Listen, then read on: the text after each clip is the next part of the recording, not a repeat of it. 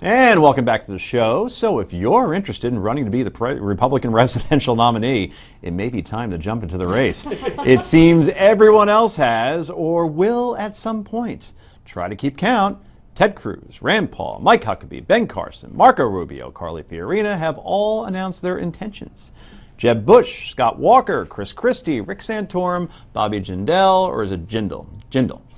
Lindsey Graham, Rick Perry, and most importantly, the unstoppable juggernaut who is Ohio Governor John Kasich, are most likely to run. To put this all in perspective, as of right now, we are looking at 14 possible candidates, and that number will only get bigger. Look at that. So that's how we envision the debates going if everybody jumps in. And wait till we try to do the math on this. Think about it. If it's a 2-hour debate and you got 14 candidates in between questions and everything else, that will give, and I'm not very good at the whole algebra thing, but I believe about 67 seconds per candidate for the whole damn thing for all of their answers. I'm totally wrong on that, but you get the point. Actually, they would love that. They probably would. Can we put that picture up again? Just look at it. Because there's somebody missing in that photo. Yeah, there's Fiorina, and there is Huckabee. Where's and Kasich? Where's John Kasich? There he is. Oh, there he is, the big head. Okay, I don't believe he was there the first big time. head. What an Ohioan, baby. Yeah. See, that's because he stands above all of the others. So. Well, in your mind, at least. Actually, even with that enlarged head, Trump's head still looks bigger. That's true. And orange. He doesn't look very happy either, does he? What a surprise. Anyway, in 2008, that number stood at 12. And we're still here a year and a half out from the presidential election. Today, we did get news that a certain mustached Reaganite would not be running. As I look forward, I have decided not to seek the Republican nomination for president. I believe I can make the strongest contribution to our future by continuing as a clear and consistent advocate for a strong Reaganite foreign policy that values peace through strength. I'm also going to focus on the 2016 Republican presidential race to make certain foreign policy is critical to winning the nomination. I don't think I've seen that very often where somebody announces they're not running. Right. And it's not like everybody was clamoring for the John Bolton. But it's a smaller group than the people who are, so maybe that's why. Yeah, that's a good point. It's That's actually what's so amazing about this. They're now doing videos to say, we should do one. Right. We That should we're do all- it. We're not running for president. Speak for yourself. As you can see, You heard it here first. Number 20. No. As you can see, that was former ambassador to the UN, John Bolton. Mr. Bolton would have been the only mustache candidate in the field, as we said. I am sure conservative hipsters are disappointed. Seriously, though, the GOP is loaded with candidates, and they all don't fit in a cookie cutter, typical conservative ideology. Some candidates are more socially conservative than others, some less, some pro-immigration reform, some protectionist, some hawkish, some not, black, white, female, male. Are we seeing a changing Republican Party happening via this primary race? Well, according to the latest Real Clear Politics poll average, Jeb Bush has a 2.5-point lead over Scott Walker and Marco Rubio, while Rand Paul, Mike Huckabee, and the others trail off from there. Why is Kasich highlighted as 2%? He hasn't announced yet. But when he does, Bush. That's anyway, or Walker. Stop making sense.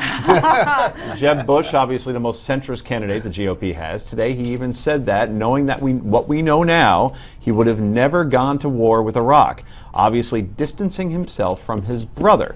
Are we seeing a cultural shift to the middle across the nation with these more centrist candidates? Absolutely not. I mean, there are no centrist candidates so far out of these 97,000 people who have announced or not announced to run for president. You don't think socially liberal? They're more socially centrist. I mean, you can say that Jeb Bush maybe is more moderate because of the stance he's taken on immigration, but Jeb Bush is really very far from moderate. He is a dyed-in-the-wool conservative. I'll give him credit, he can think for himself and reach some conclusions that might vary from the rest of the pack. But no, this is a deeply conservative crowd. The only difference is there's more of them, but there's certainly no. Last time around, you had a John Huntsman, who you could say really was a Republican moderate, and we saw how well that went for him. You have no such thing Romney at this was point. somewhat moderate, and you could say McCain was somewhat moderate. Well, Romney could not have done any more to move to the right and stay to the right. There was a time when I would have said that Romney was somewhat moderate when he was governor of Massachusetts, but he certainly wasn't running for president. Brad, I'm curious. I mean, we were joked about it before, but when you have that many candidates for debate, there is no stage big enough. Right. No. So what is the threshold that you would have to hit in order to be part of these debates when the polling we've seen it's tight? I mean, there's really no distance. Kasich got? Right. 2 points. Kasich is irrelevant to this but conversation. I know what you're saying. Look, we'll yes, make it it's 2 short points. of having Ringling Brothers come in and do three-ring circus. We're going to have some kind of minima, and you have to rise above it. And that happened in past debates. The truth is, last time around, it ended up being 2%, and that was after the RNC suggested 3%. And what's interesting is originally the Committee on Debates, nonpartisan organization, originally wanted 15%. So I think what's likely to happen here, if they're smart, they'll figure out some process by which you set a minimum, run multiple debates, and then raise the threshold over the course of the election. So you can get into debate 1 at 3%, but you can't get into debate 2 unless you hit 9%, and eventually get 15%, or whatever the number should be. And by the end, we'll actually have, well, look, it works in sports for a reason. Right, because when you right. have to The impose a best. discipline where That's the right. best rise, and best here is garnering public support, you have a shot. And whoever it is going to be in such good shape to take on Hillary Clinton, who's not going to be fighting against We- I her. just we want to run haven't the pool wait, on this. I we- want it said here. That's what I want. I We just want have to not the pool. addressed the most important question.